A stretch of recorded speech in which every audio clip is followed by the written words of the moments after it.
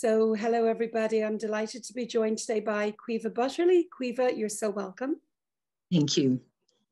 Caoimhe is over in the Dominican Republic, having just landed there from Turkey, where you've spent the last few weeks, like more than a month actually, supporting people following the earthquake. And Caoimhe, you're a psychotherapist, a humanitarian, an activist. You're also a mom and a traveler. You could be anywhere in the world when you make contact with Caoimhe Butterly, but you're usually somewhere where your support is needed. Thank you. It's lovely to be in this space. So in light of translating the Shapes of Grief training program into Ukrainian, following the war in Ukraine, I asked Caoimhe, would you come and speak with us about what it means to be a refugee, and just give us some insight into how to appropriately and effectively and compassionately support people who are displaced by war or many other reasons. So Caoimhe, could we start with maybe defining who are refugees? Who are we talking about when we talk about refugees? So it's a very broad and diverse community of peoples who have crossed international borders in search of international protection. It's estimated as of last year that there are over 32 million refugees amongst a larger population of over 100 million people who are displaced from their homes from a multitude of different geographical origins, often because of war, armed conflict, resource scarcity and conflicts, increasingly climate change, and also various different forms of persecution. So that can be persecution of political dissidents, of journalists, of human rights defenders, of LGBTQI activists, etc. But I'd say an experience, that is sort of, that typifies the refugee journey is one of both, quite systemic suffering, as well as also profound courage.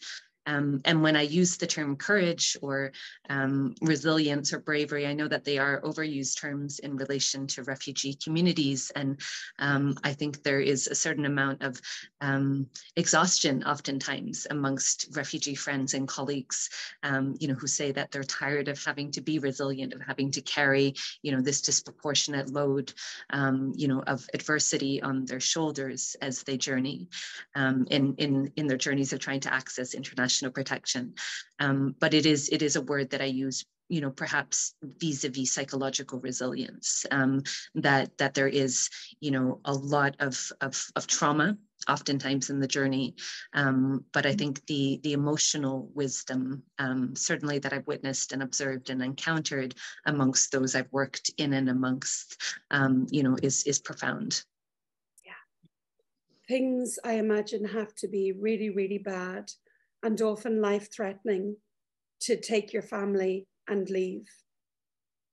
Yes, and it's oftentimes, people's last, it's a choiceless choice. And oftentimes, when you look at the routes that people are taking, whether that is, the Sonora Desert, the US-Mexican border, for Central Americans, people fleeing the profound human rights violations and sexual violence, that occurs, across the board in Libya. People, getting into unseaworthy boats to cross the central Mediterranean or the Aegean Sea with the knowledge, that, and this is a conservative number, that over 40,000 people have died, making that crossing in the past 10 years.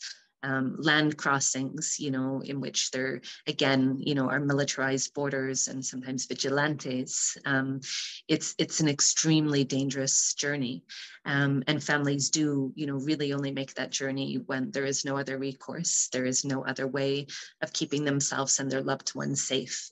And that's something that I've witnessed in Ukraine, in Syria, Lebanon, Palestine, Iraq, with Central and South Americans making the journey, up to the US-Mexican border, people who cross the Sahara Desert, the journey itself, particularly for women, but not only for women, is an extremely dangerous one. And people, oftentimes are both conscious of that danger, but also conscious of, if they stay, the high probability of the death, of themselves or their loved ones, is what pushes people to leave. So I think when governments refer to sort of pull factors, which is something that is important that we really debunk and deconstruct, it's really important to look at push factors, what pushes people to leave, because people know, that the journey is difficult, and once they get to a country in which they're trying to access international protection, that oftentimes the conditions there, are extremely challenging, as well as we see vis-a-vis direct provision in Ireland and lots of other asylum systems, in Europe. We have this term in psychology, post-traumatic growth, but when you're faced with such a disproportionate amount of violence and trauma, it can only be so harmful to the human body and the human psyche and the human spirit, like that need for just safety, which we take so much for granted. Definitely. And the need for safety, and also the need for dignity, the need for lives of meaning. And I think that's something, even more so than the actual trauma of the journey, or the traumas, which are many, but oftentimes it is, the trauma of having one's personhood, undermined, one's sense of self eroded, that dislocation of identity, not just of body, of who you were pre the war, who you were pre the persecution, and people, oftentimes, I think one of the biggest impacts, certainly, that I've witnessed with so many people that I've worked with, is the reference to the anonymity almost of, becoming a number, becoming a statistic, becoming, your birth date that's assigned to you, oftentimes for unaccompanied children or teenagers who don't have their birth certificates, but they're all born on the first of the year, so it's this random sort of birth date that's given to people, but so it's all of the journey itself. And then it's trying to sort of step by difficult step reconfigure a sense of self, a sense of meaning, and a sense of dignity. And I think that's something whenever I work with people, with humanitarian, responders or others, with educators, with social workers who are responding, to forced migration, that I really try and translate from the lived experiences of friends who have walked this walk, is the need for any response, any intervention of any sorts, to place dignity, at its forefront. And I think that is across the board. That is how things are distributed in camps. It's how people are communicated with. It's a recognition oftentimes, that children end up becoming quite parentified, both in camp context, particularly if their English or whatever language they're trying to seek asylum in is stronger than their parents, but they end up becoming interlocutors between school systems and social welfare systems and immigration systems. They oftentimes end up, translating the letter, that the parents are waiting for, with bated breath and anxiety, vis-a-vis whether they will be allowed to stay or whether they will face the possibility of deportation back to countries that are highly unsafe. So it's the complexity, I think, of the human condition, on sort of on a meta scale, vis-a-vis survival and endurance, and then people's attempt to build lives beyond survival, lives in which they have the right to complexity and nuance and joy. So I would just round that off by saying that I have witnessed post-traumatic growth, definitely, but I think you're right. It's a very overused term, at times.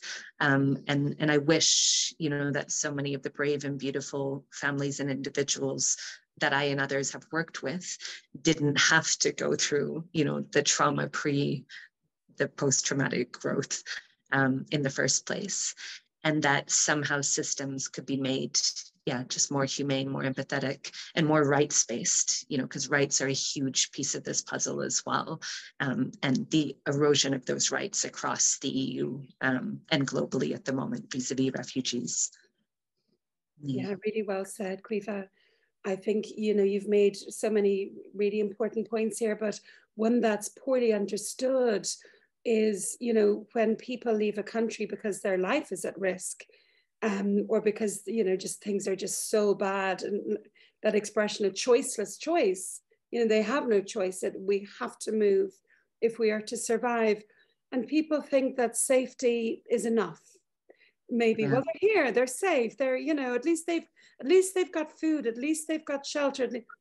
But this is just the beginning, maybe it's to get the body safe, but then all of these other challenges that people are faced with. And you've summarized that so beautifully there. And it's so important to know that. I know, even just in my own experience, this time last year, I supported 2 young Ukrainian women who came and lived in my house. They arrived into Dublin. They were expecting something totally different to what they got. And having spent 3 days sitting on chairs, I took them into my home and they stayed here for 6 months. But it's so easy to forget where they've come from, what they're experiencing, the news that they're getting from home, because on the surface, these are 2 young, bubbly girls dating some, local lads here in Greystones, making money, working in local restaurants. They have their home, but that's not the full picture at all. They're getting news from home. People they know are dying. Their men, their loved ones can't leave the country. They're separated. They're here, they're safe, but they don't want to be here. They want to be back in Ukraine. They want to be in Kiev studying. There's so much that we don't see. We just think they've got food, they've got shelter. That's okay. But it isn't. No, and it's a really important point, and I think a very poignant one, just you mapping it there vis-a-vis, your 2 guests, and then everybody else, who has lived this journey as well. And I oftentimes think that, when we're back in Dublin, myself and my son, walking down a street, and, if I pass somebody that I sense maybe is an asylum seeker or a refugee, just in terms of that little layer of vulnerability, almost of not a fragility psychologically, but it just feels like a tentativeness, vis-a-vis emerging into a new environment, a new language, a new cultural construct, new systems, and all of, the exhausting level of emotional labor that it takes, to learn, that this whole new geography around you of systems primarily, but also everything else, how people communicate, what signals mean, what somebody is saying to you, how to sense danger, how to sense threat. Are you safe? But I oftentimes think of, that map that you just described, vis-a-vis, the WhatsApp pings in somebody's pocket, of the messages of more loss, more trauma, as somebody that they know who has been killed, an extended family member, a relative, bad news, an escalation, in terms of bombing. And the fact that narrative, as they work, in restaurants or as kitchen porters or not, sometimes people, through the social capital of meeting people like you and others can access better forms of employment, that are more congruent with their skill set, and their education and what they were passionate about in countries of origin. But that they're continually emerging, and receding from a world in which people's priorities are different, people's inner narratives and conversations are different, in which this continual, sort of meeting, with a reminder of our mortality, as human beings is not as visceral or as violent as those who are living in safety when their loved ones are still living in war. And I think there's a lot of, survivor's guilt that comes up. There's a lot of shame for people when they're safe and their loved ones aren't. There's a lot of dissonance, as well. And then, I think additional to that as well, there's this whole, sort of navigation of, in a way, how to, in a performative way, how to adjust and, smile and respond and, accommodate to the questions and the curiosities, of the world outside. When sometimes, all they want to do is just be in a room, with their grief, with all of that process. And I think that oftentimes I'm a member of a few Facebook groups vis-a-vis, hosts in Ireland and in other contexts. And I have to restrain myself sometimes from inputting, because I think everybody's on a learning journey. And, I really want to honor that because I think it comes from such a positive place, hosting. But sometimes I think there has to be a more trauma-informed lens brought in there, vis-a-vis, how people interpret when people withdraw. And sometimes I think vis-a-vis people's nervous systems, withdrawal is safety, staying in one's room, staying within, a safe, controlled environment, sometimes is what people need in order for their nervous systems to be able to metabolize everything that they've lived through up until now. And then others, are very different. I mean, I've worked with many unaccompanied children and teenagers, young men from Sudan and Afghanistan and Syria who hit the ground running, and they want to create a life, for themselves. They want to live, they want to experience as much as they can. And, but I think there is an age demographic, in that experience as well. But yeah, I mean, I think it's as much as possible, and this is, specifically vis-a-vis hosts, but also humanitarian responders and others. I think orientation in terms of the autonomic nervous system, how the body holds trauma, what does activation mean? What does it mean to be continually resetting, from a place of high activation and threat and never quite back, to that, if we use the polyvagal theory, but, to that space of spaciousness or calm or regulation or resourcedness. What does that do? And what I've experienced in terms of witness, but also perhaps personal lived experience, having worked in many war contexts, is that it is corrosive, and it's exhausting as well, when you're in that high level of hypervigilance for a sustained period of time. But yeah, so I think for hosts, for humanitarian responders, for social workers, for therapists, for educators, definitely a trauma-informed lens is important.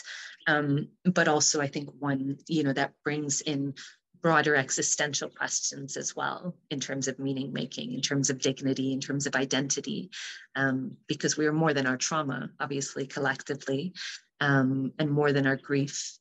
But for people to understand the inner journey as well as the outer one is definitely useful. And I think it's hard for people to understand that if you don't have a trauma-informed lens.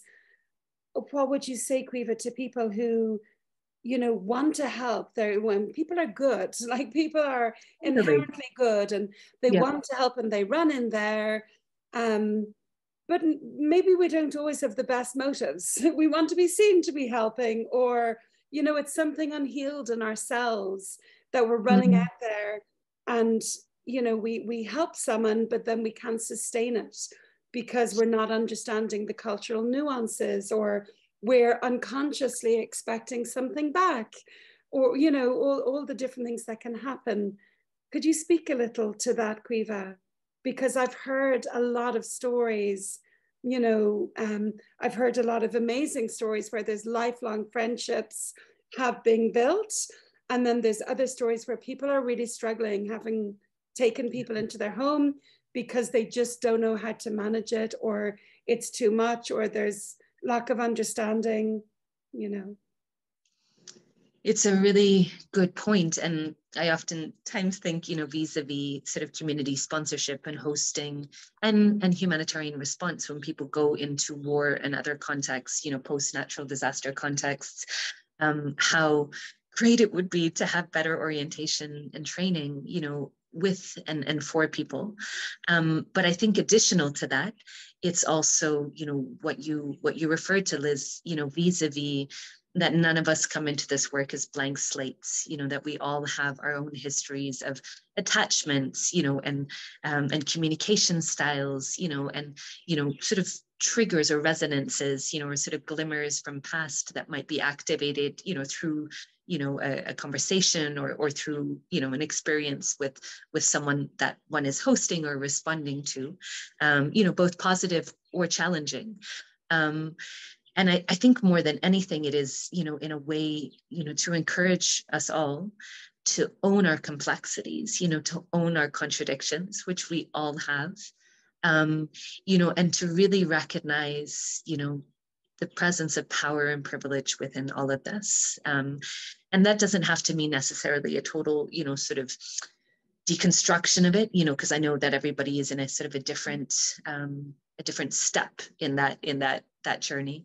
But at the very least, acknowledgement, and sitting with it, what does it mean to hold comparative power vis-a-vis the privilege of citizenship, of mobility, of a passport, of housing, of employment, and also of living without immediate threat, constant threat to our safety. But I think, within that training or within that orientation at the very least, I think what's useful sometimes almost is almost sort of a power map, vis-a-vis people's rights and accesses and privileges, but also, just almost a physical tour of one's home, what constitutes safety for people.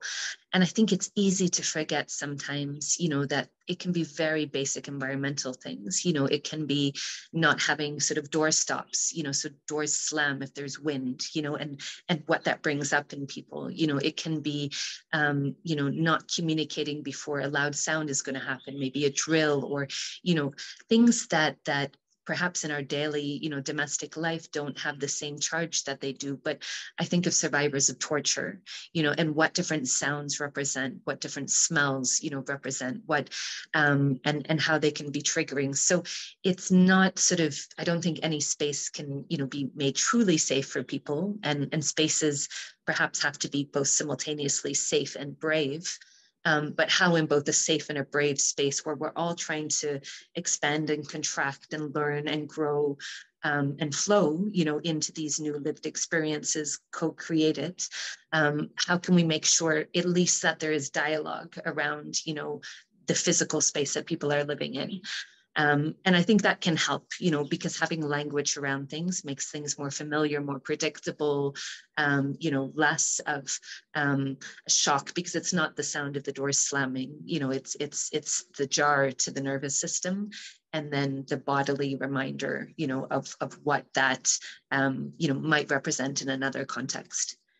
So yeah, I mean, I think a lot of it is conversation, a lot of it is curiosity, a lot of it is humor too, recognizing that, that it's messy. It's all part of the human stew of communication, and of co-creation, of systems that work, of relational engagement, that works for everyone.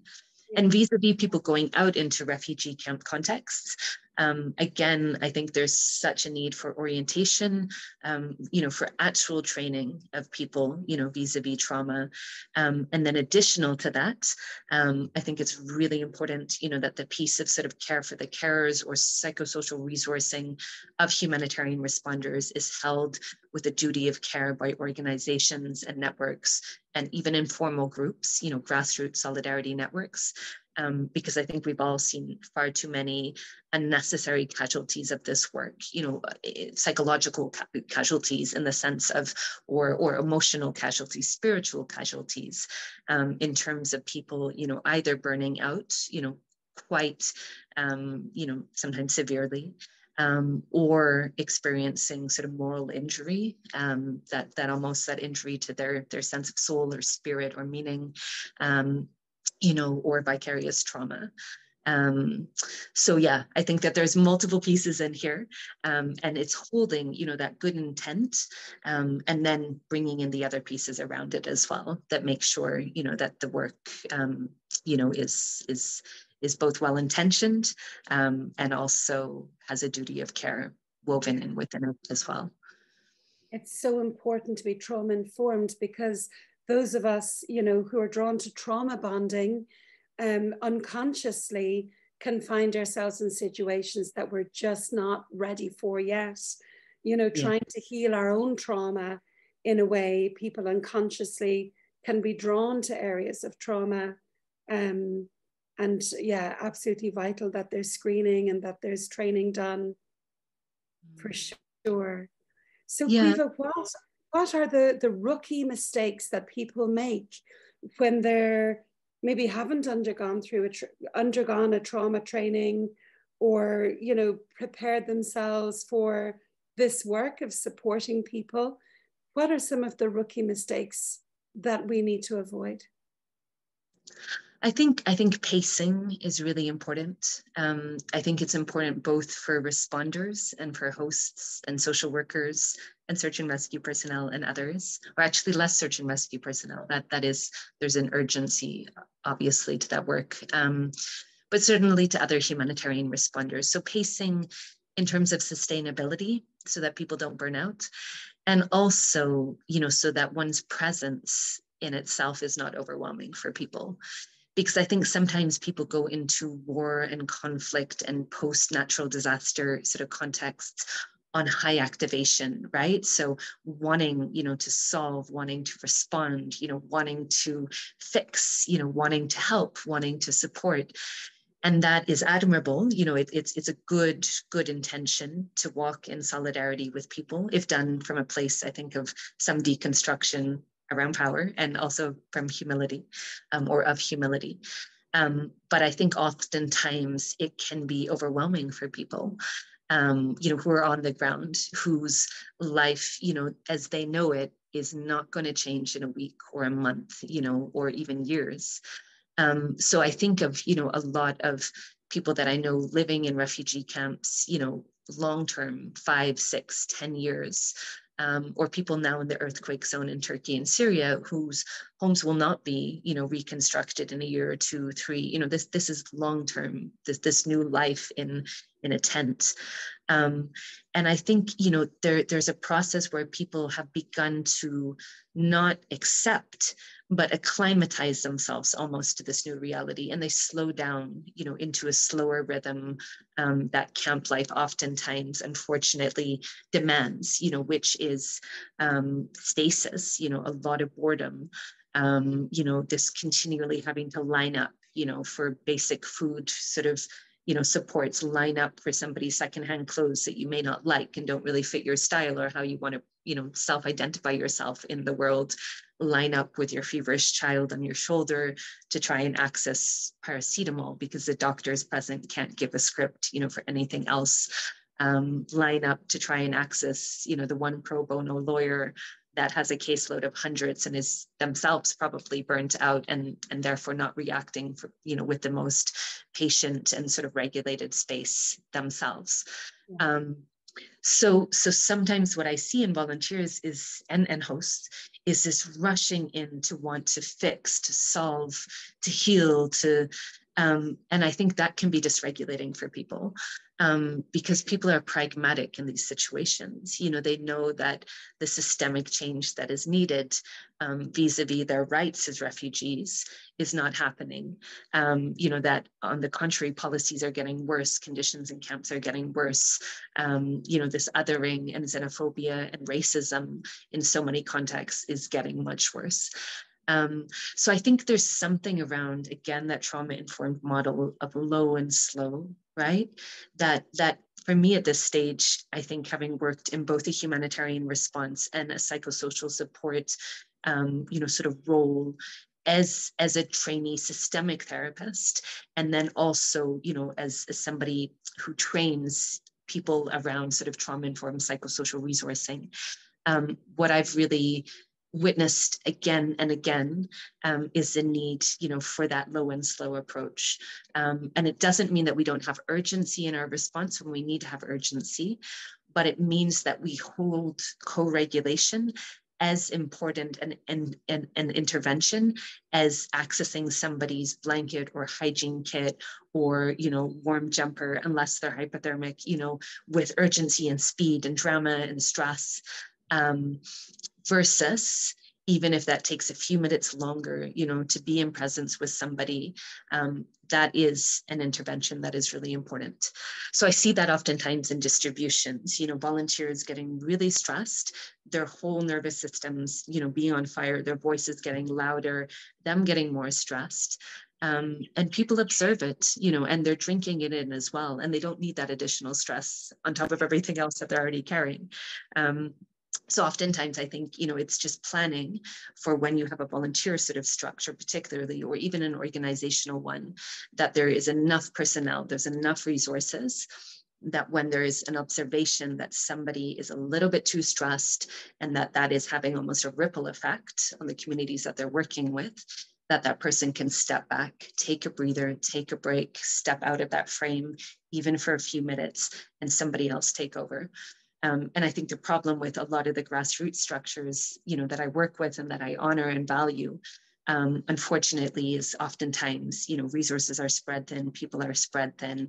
And I'm just thinking one anecdote very quickly, in a Greek refugee camp context that I was in years ago and have gone back to continually every year since, but of witnessing a family getting off a boat.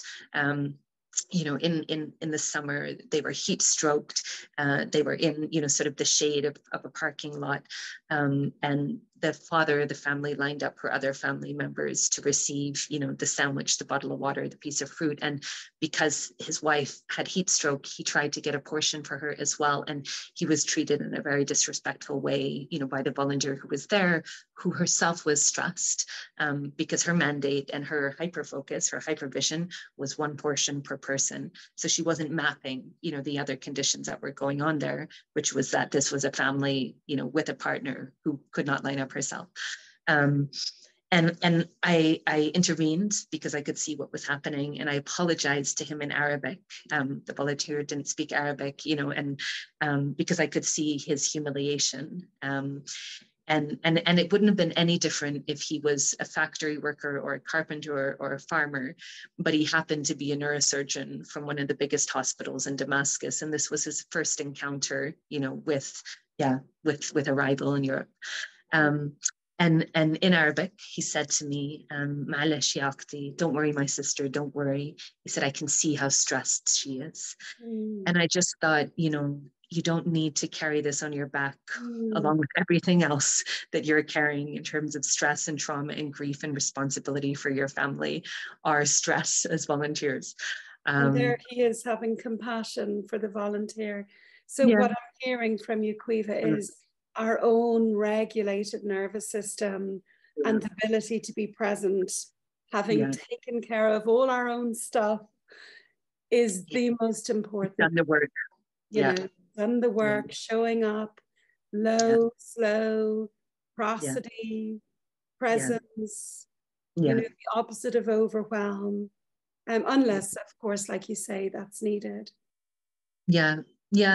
And I think it's almost, orientating and building capacity in humanitarian responders to go in and out of those states of activation and urgency in humanitarian contexts where they need to respond to it, but from a place of their own, regulation. And that doesn't have to mean zen and calm, but it does have to mean, rootedness, and awareness.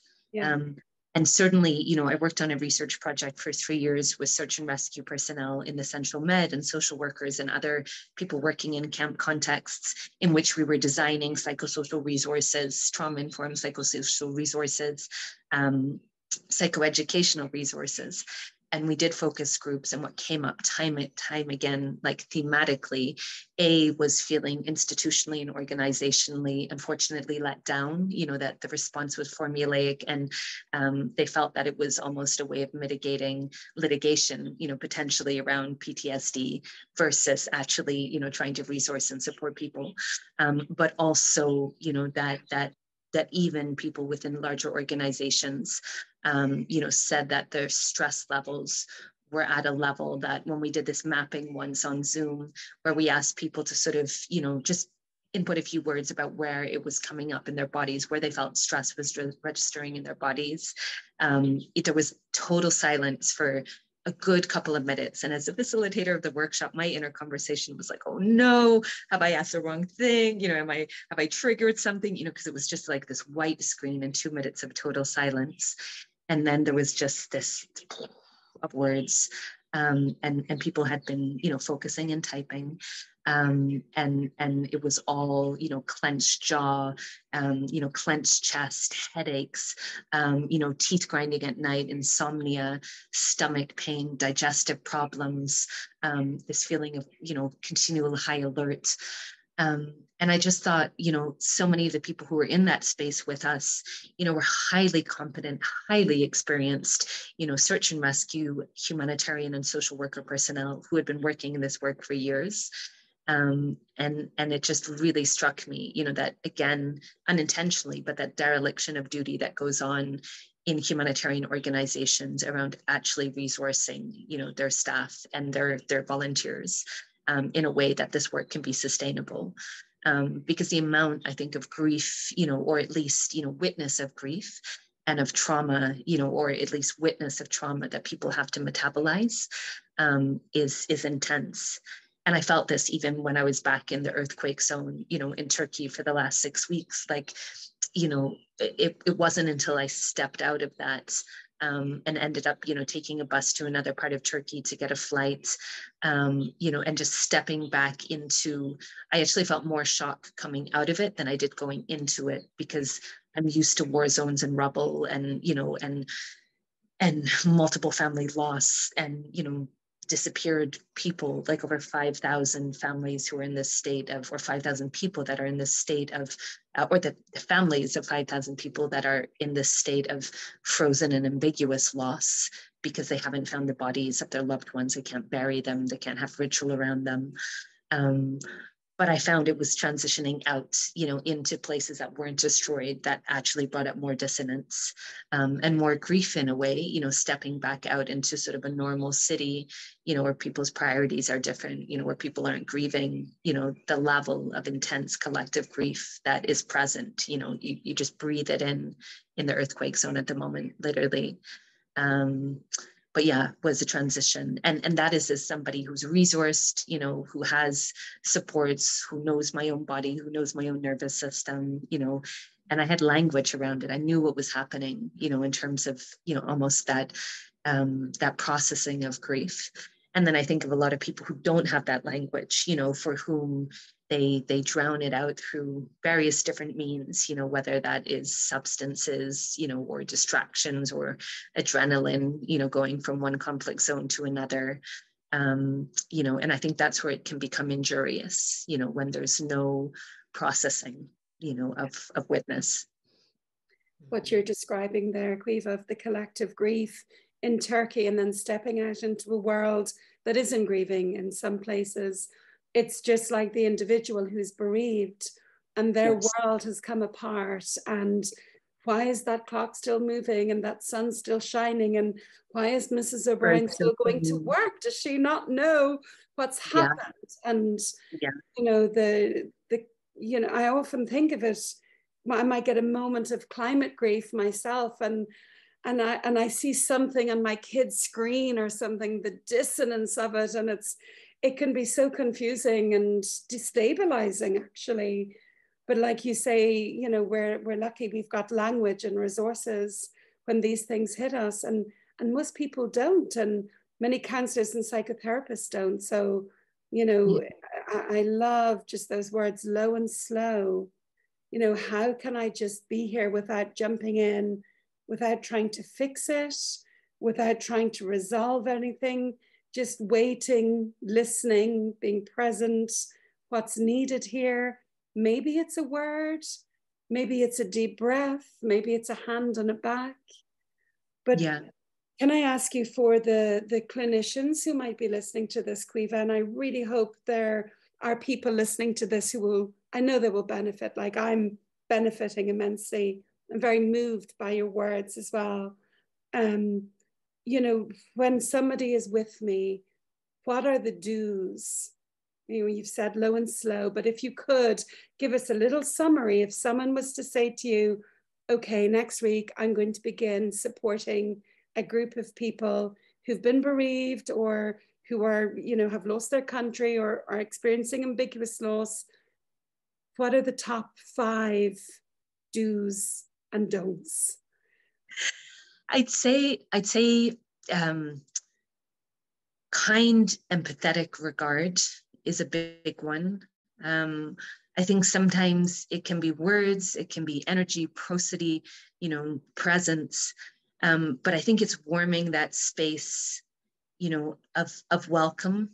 I think sometimes, you know, not in a Pollyanna-esque way or a blithe way, but holding that space of sort of hope and positivity.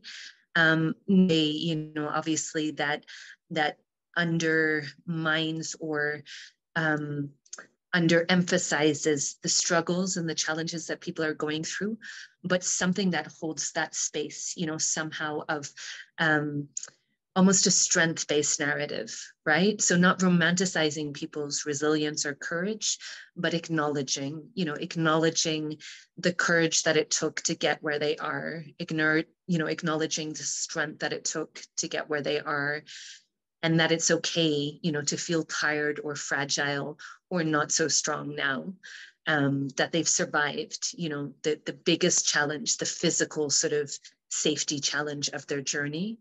I think, you know, something around, again, psychoeducation, right? So languaging now, and this, it doesn't mean, you know, projecting or homogenizing a lived experience, but, you know, sort of almost doing a mind mapping, asking people what comes up, you know, in a way, what are they feeling in their body? Because a lot of people that I know who have sought refuge, they've had to be on high activation in, you know, hypervigilance in survival mode for so long. When they get to countries in which they're trying to access international protection, oftentimes all they want to do is sleep. And that's even pre some of the depression, I think, that sets in institutionalized contexts, such as direct provision or other asylum systems that negate people's rights or personhood. But, you know, but that desire just to sleep, to replenish, is a big one. I think a practical sort of mapping, you know, a lot of people who reach places where they're trying to access international protection have a plan. You know, they want to learn the language, they want to access employment, they want to be able to support people back home, and they want to do that really quickly, you know, because their families are dependent on them. So it's something around mapping, you know, with people, systems, right? So what are the systems? How can they engage with them? How can they interact with them? You know, for Ukrainians, comparative to other international protection applicants or refugees in Ireland, asylum seekers or refugees, that pathway is much clearer, much more direct, you know, from the moment that people arrive. And part of it is that two-tiered, you know, quite racist differentiation, unfortunately, you know, between people coming from Ukraine and people coming from a multiplicity of other contexts. But it is what it is, you know, and I think vis-a-vis, I don't mean that we don't challenge it, but vis-a-vis hosts, you know, who are hosting Ukrainian families, I think those pathways or individuals are clear, you know, in terms of the next steps. With people coming from a whole multiplicity of other contexts, that's much more challenging. But I think it is doing that homework, you know, in terms of having that information clear, accessible, translatable, you know, in terms of what are the steps that people can take to, you know, try if they're in a position to access employment or try and register, you know, even if they can't get into formal education courses, you know, language supports, etc. You know, basic things like, you know, how can they register with a GP, you know, if they need healthcare, you know, how can they, get a LEAP card, how can they, very basic things that are just useful for people. So I think, in welcome groups, definitely having all that information, even on a leaflet or an app or, something that can be translated, whereby people can then use that. Because one of the most disempowering things about this journey is a lack of information, and having almost to sort of scurry this way and that to try and, harvest together enough information to be able to make an informed decision or your next step, for instance. I'd say something also, that can speak to the humility of us all learning, so being forthright with that, that you'd be really interested or curious in that, it would be really helpful or useful for you, to hear people's perspectives or experiences, or, for them. I should have said that before the last point, but for them to map, what they need to know in terms of information and systems and services. I'm trying to think of other things. I think there's a piece around, around silences, around, and I think it's a very Irish impulse. I do it myself. I talk a lot, but of having to fill space with words. I think sometimes there can be comfort in silence, and to see what emerges from that silence as well.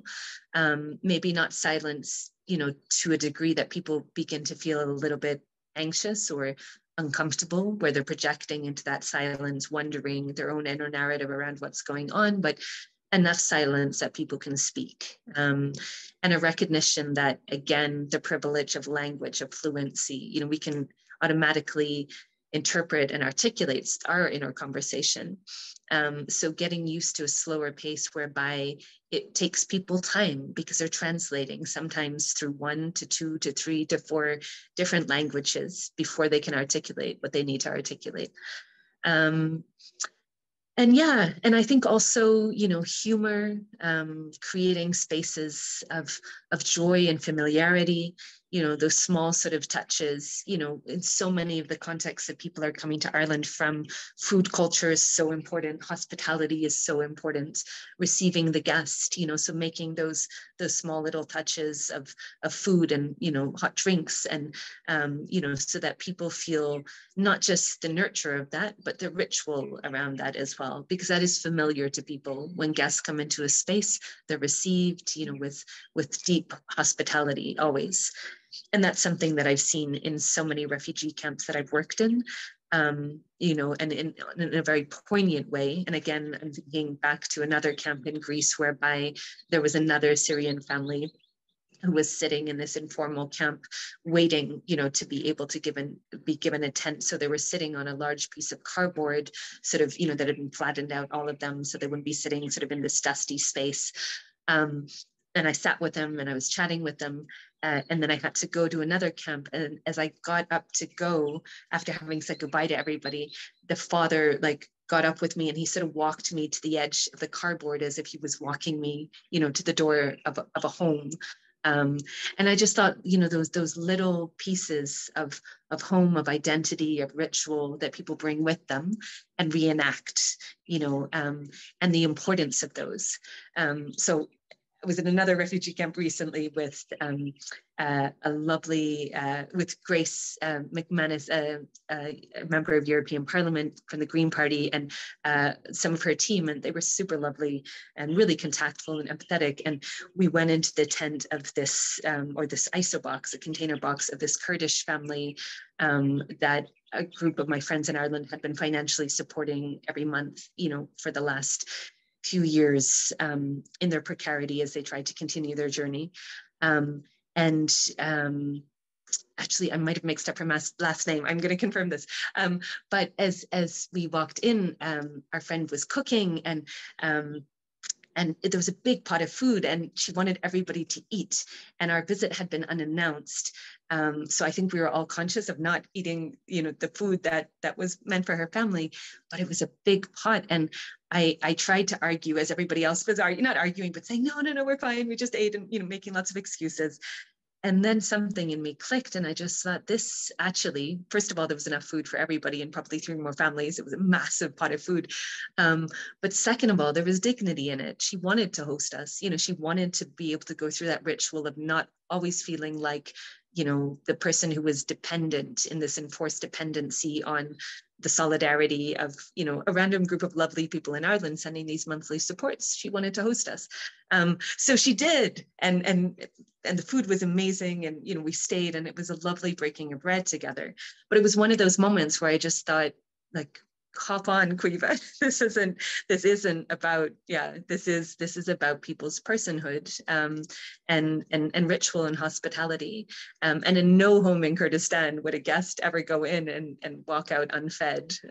It just does not happen. So it's not going to happen here either. How empowering for her. Like, despite the situation, I can cook this beautiful meal, I can feed my friends, I had a similar situation when I was in the jungle a few years ago, and I was offering a movement space, just for a few days there.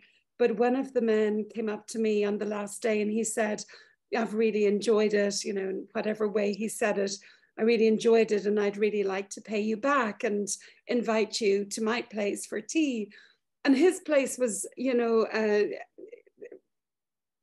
can imagine, where you've been to the jungle, makeshift cardboard and bits of corrugated steel, and, just slightly bigger than the size of a single mattress, but just like that, I was like, no, this is really important, and I walked through the jungle with him and sat there, on the floor at the end of his single mattress, and he made me tea. And I just remember he was so happy to have a visitor, like in his home, and having a visitor. And he had been making lots of art, and he asked me, would I look at his art? And it's just a moment in time that was precious. And I know it was precious to him, so it's really important, to bear that in mind when people want to offer us, that we can accept as well, even though it mightn't feel quite right in the moment.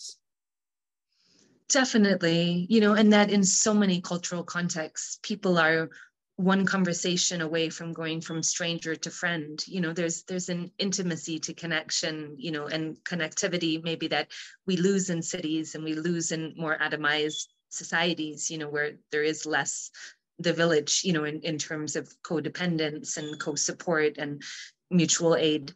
And it is a really important one too, because I think, it's that reassertion of agency, as well, personal agency. You want to invite somebody into your space, and have, an expression of hospitality and welcome. And also, I think people oftentimes are really bored in camp contexts as well. It is the most negating of experiences, vis-a-vis everything looking the same, these sanitized, sort of ISO boxes or tents, and oftentimes not sanitized vis-a-vis, the humanitarian conditions that people are forced to endure, where their tents flood or overheated in the summer, or, are crowded and cramped. But the monotony of daily life, of the lines, of the waiting, of the limbo, of the negation of creativity, of individuality, of potentiality, of future, of verb, of style, of, and people find their own ways of expressing that in camps, like these small sort of ways, whether that's through art or, how they organize, their small, temporary, precarious sort of homes, or, but it's still really hard. So I do think, oftentimes when I see, volunteers buzzing around camps, wanting to get everything done and, like, quite serious. I just think that there's a real role in just hanging out, at the local barber shop, in between a shift, or, for a couple of hours, bringing humor into that, exchange, as well as solidarity, rights-based, justice-based solidarity vis-a-vis people's struggles. So it's not to diminish those struggles, but it is to say that people are more than their trauma, they're more than their grief, they're more than the injustice that they're living. And oftentimes there's such a brilliant subversive vein in camps, where people are, the humor is so wry, and I think it's a coping mechanism for people too, not to feel so undermined and so disempowered, by the hyper surveillance and the hyper securitization of their lives. But yeah, so that was definitely not a succinct 5-point guide. Sorry. So much in there, and I'm thinking actually of my colleagues in the creative arts therapies, and just when we are talking about language barriers and so much trauma that goes on in our bodies, and there maybe isn't words for it, but it needs expression, and yeah, the creative arts therapies are so vital, I think, around this sort of work as well. Yeah, and music. Yeah, there's a great group actually in Lesbos in Greece called Refugee African Dance, or RAD, and they do amazing work. And they're predominantly Congolese, but also have members from all over, asylum seekers, and they articulate it as, bless you, as a psychosocial resource. It's bringing movement and power and music back into people's everyday lived space as it existed in countries of origin. And it's beautiful. I mean, yeah, it's amazing. And another way, I'd actually say, having witnessed and joined their magical mystery tour bus in Turkey, clowns. So I had friends from Beirut who are clowns with this group called Caoimhe and Clowns Without Borders. And I remember initially, just after the earthquake, seeing, on a Facebook post that they were planning on coming. And part of me was like, amazing, because they're amazing, but maybe they should just wait a little bit, because the trauma was like so raw and so fresh. And so, but they ended up coming maybe about 5 weeks after the earthquake. They were amazing. And I'd say one of the best psychosocial resources or inputs that I've seen in any camp, because they were subversive. It wasn't decontextualized humor. It was very much rooted in the context. Of people's struggles, but they were just so brilliant, and they just brought joy wherever they went. They were like Pied Pipers, just children and their parents, and being able to see parents, just with that ease of watching their children have joy, even for this fleeting moment amidst all of the chaos and uncertainty and grief, that everybody is navigating at the moment, was beautiful in itself. And they literally just spread magic wherever they went. So yeah, definitely. Music, clowns, art therapists, lots of others, graffiti artists. It really shows the importance of flexibility of thinking and of action, that we can think, oh, that wouldn't be appropriate at all, or here's what I'm going to do, and it just doesn't work out, or something you don't expect to work is a beautiful restoration for people who are suffering. Definitely.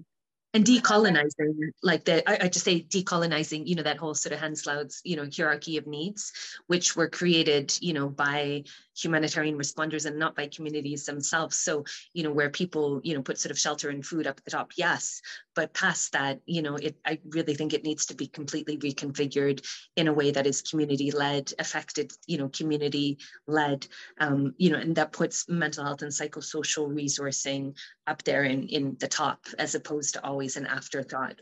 Yeah, sorry, go ahead. Yeah, no, that's so interesting, and I'm trying to just visualize that, and it's I'm going to think more about that. But what I'm thinking of is when I went to Calais, and I was bringing a Western practice with me, a conscious dance practice. But I'm glad I was flexible. I was thinking, I'm coming here, but I don't know if they want this or need this, or if it's useful, but I'm going to come and give it a shot and see if I can, can offer something, some reprieve. And, I was used to sort of running spaces where there might be 100 people all moving and engaging with each other and deep in process. And when I was in Calais, it wasn't like that. You know, most people were sitting around the edges, and there was a few messing about, you know, in the middle, but maybe not quite dancing, and lots of people up at my music and going, can I have your phone? And, you know, playing Afghani music. And, you know, I was like, okay, go with it, go with it, go with it. And I ended up learning how to do this Afghani dance. You know, rather than me teaching what I was bringing, I ended up, you know, facilitating what they wanted to do. But it was easy for me to come with my experience and think that it wasn't having much of an impact. But actually what I heard afterwards was that what was different about this space was lots of different nationalities were moving together, and they hadn't done that before. So I didn't know that because I didn't know what before looked like. But it was contributing something. And for the men who were around the outside, okay, they weren't up and dancing. And I kind of interpreted that as I failed. But somebody, you know, said to me that they've stayed for the whole duration. They're listening, they're engaging. That's a positive, you know. So it's just so important, I think, to come with that flexibility. Definitely. I'm so sorry. Actually, just as you were speaking, I just felt the irony of to explain to viewers, I got a call from a little 11-year-old in a camp, a Syrian kid, midway when we had first started this call. And so I had to hurriedly say, I'll call you later, Ahmed.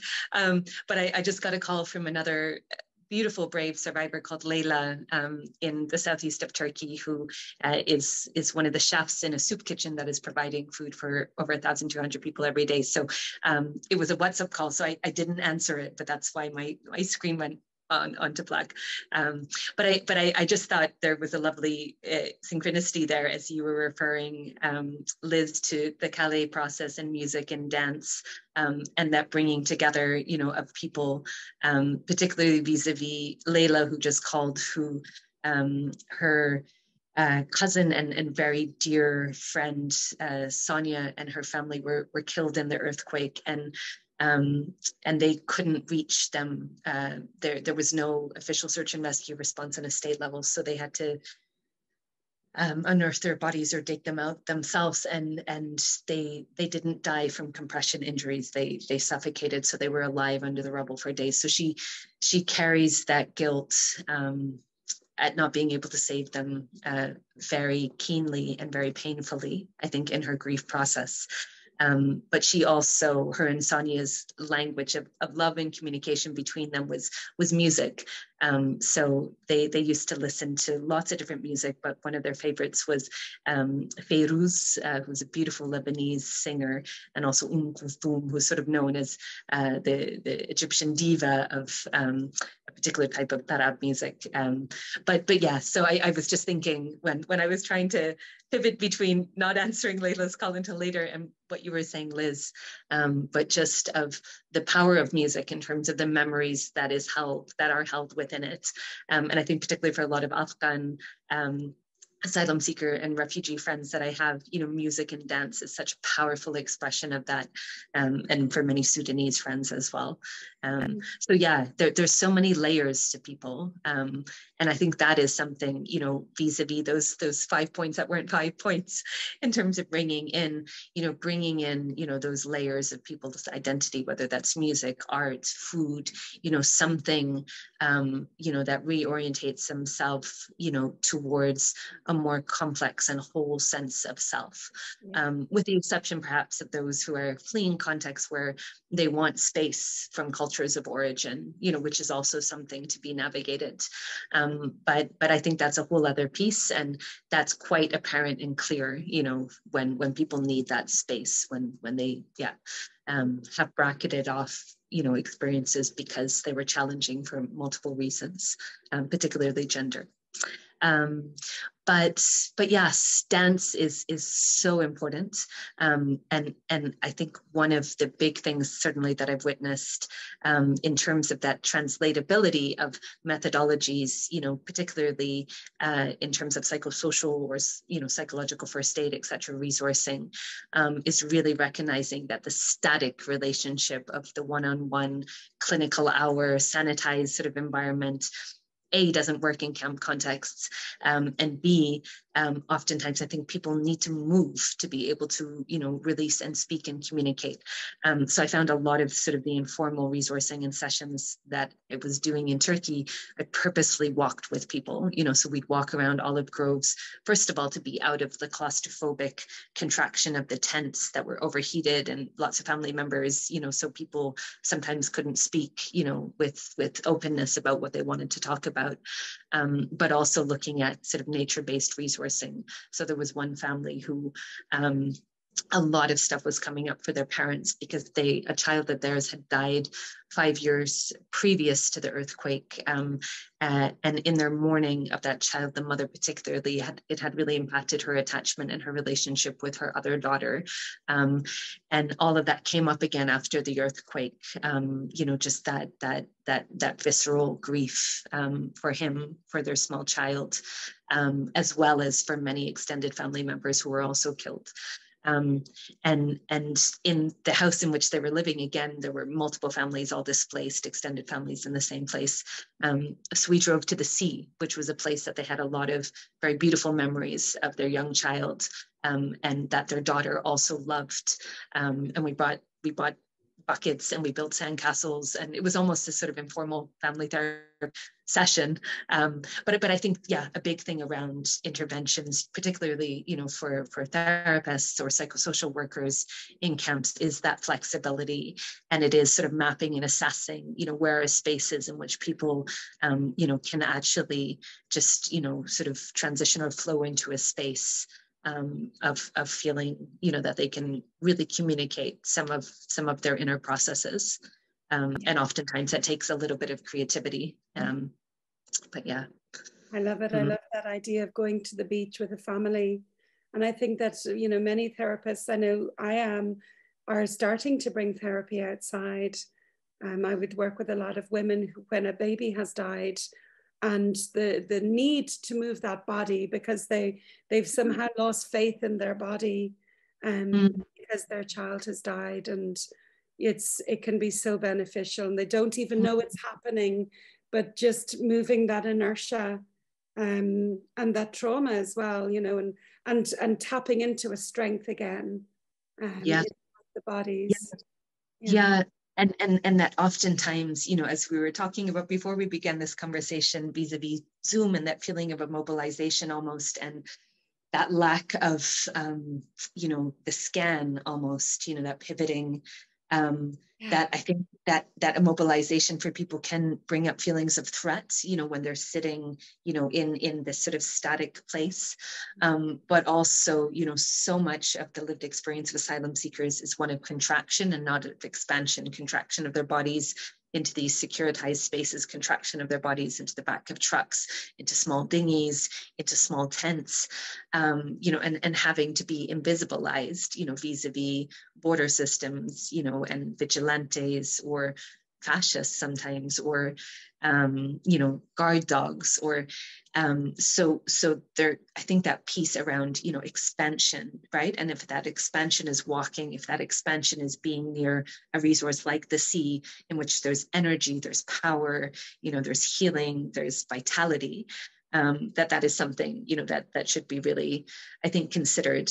And I know that Sparazzi, at one point a few years ago, when I was engaging with him around this small project, had this sort of psychosocial support system group project that went on past, when people had finished accessing, the one-on-one therapy, or sort of trauma supports, and that came up, when they were mind mapping, where were people's sort of safe spaces, and I was asking them, where I didn't use the word safe, where did people feel sort of most in their strength and most calm and, in their own power, and it was all nature-based, with the exceptions, it was like, trees, wind, sea, With the exception of one mother, actually one mom and survivor, you know, an identity past just being a mama, but she said the place that she felt best was underneath her duvet, so that she could muffle the sounds of her kids, you know, and just them needing her. And there was a big poignancy to that,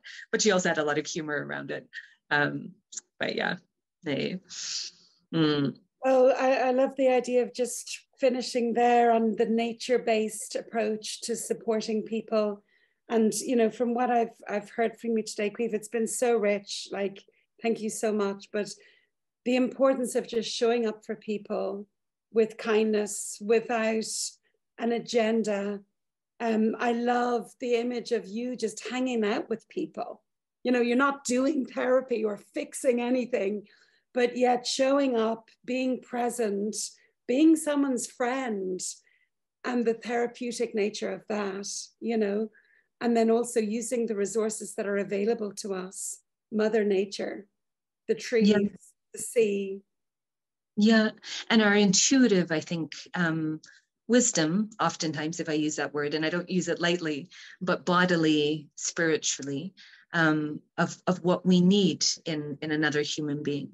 And I think the Maya Angelou quote that I'm going to misquote, but that talks about, you know, it's not what people say, it's almost that emotional register that you're left with, how they make you feel.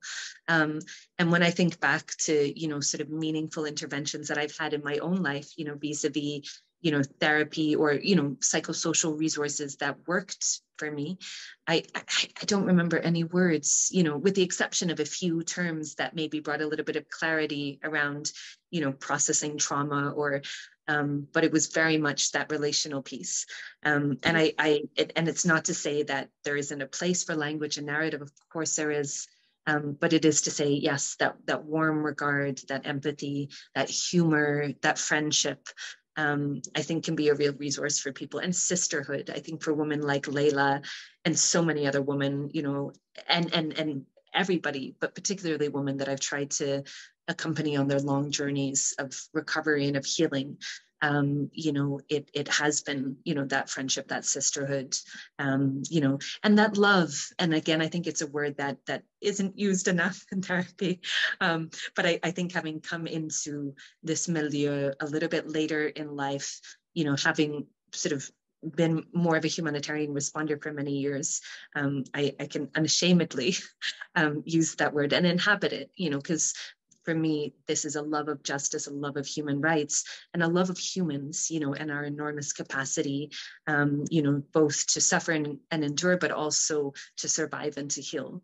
And I see this as a reparative piece, not only for the people that we're working with now, but for their children, their children's children, and a way to try and mitigate, you know, that intergenerational trauma, to do the healing as much as possible now, you know, in the hopes, you know, that somehow softens, you know, just and warms that space of transition, you know, in these very long and difficult journeys for people. But yeah, so there's so much positive stuff happening out there too, as well as, yeah. You and I talked about love in our podcast interview that we did 2 years ago. I remember speaking to you about that, but I want to share something just before we finish up, Caoimhe. I think it was last year you and I met in Dunleary in a park in Dublin, and your mom was there. I met your mom for the first time, and you know, we were sitting chatting, and you had Tig, I had my Tig and my Luca, and we were chatting about all sorts of things, but somehow we came to birth stories. And, you know, just in a very casual way, I think your mum asked me about my children's birth. And I mentioned that one of my children had a really traumatic birth, that she was stuck. She had shoulder dystocia. But it's back to what you were saying. I remember it's like you and your mom dropped everything.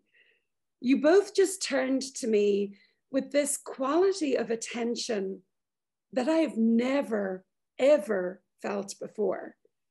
Like it was like your antennae picked up some importance, even though I wasn't activated by it or upset by it, but it's like you turned and you honored what I was saying in such a profound way.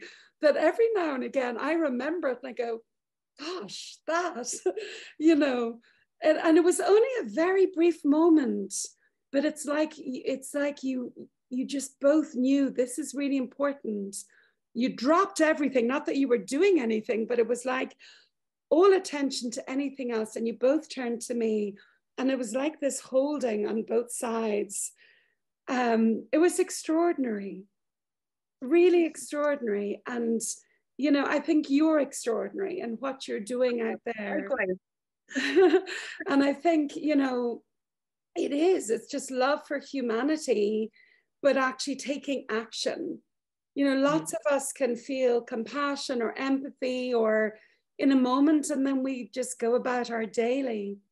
But to just take some action, really, I'm sure you've impacted so many lives as their lives have impacted you.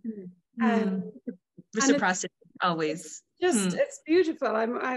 It's just beautiful to listen to you. And I'm thinking of Layla, I'm thinking of Ahmed, I'm thinking of that man getting the sandwich and having compassion for the stressed out volunteer. And it gives me hope, you know, this humanity that's out there. There's so much of it everywhere, so much of it. Yeah. And I wonder what it would be like for us all to feel, you know, held always within our stories, you know, for there to be genuine curiosity and responsivity, you know, and sometimes I think cities and our pace of life distract us from, you know, the confidence just to be in presence, you know, with sometimes suffering, sometimes survival, you know, with joy, with the whole duality of life and death, you know, with joy and suffering, and trauma and survival and growth. But to recognize that as a richness, you know, and Thank you so much, Caoimhe. I really appreciate you giving of your time today. You're in the Dominican Republic. I think you're in the arse end of nowhere from how you've described it. Delightfully. Yeah. You're on your downtime. You're on your recollect and regather yourself time. And you stepped up to do this with me. And I'm so grateful. And I hope that the people who will watch this, you know, will take this and bring it out there. If you bring nothing else out there from this, bring out love. Just bring out the love. Thank you. And I would say I was on semi-downtime, even though Tyke will go to school here, but for all of 2 days. And then I met these lovely Haitian families locally. And I was sort of thinking, you know, just how to carry one's values into each space that you go to. So I think the downtime ends as of tomorrow, but that's okay. There's the balance of being engaged in projects.